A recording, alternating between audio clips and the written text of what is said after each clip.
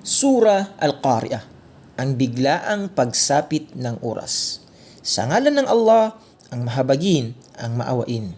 Ang Qari'ah, ito ay ang biglaang pagsapit ng oras.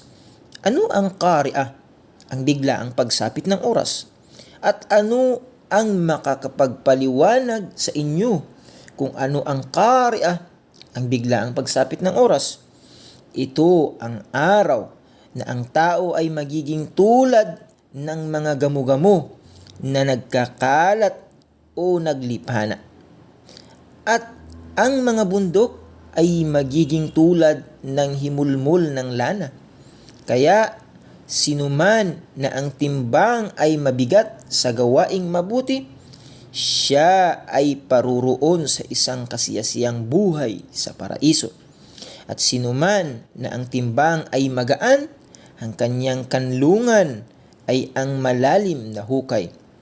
At ano ang makakapagpaliwanag sa inyo kung ano nga ba ito? Ito ay isang apoy, labis na nagbabaga sa tindi ng init.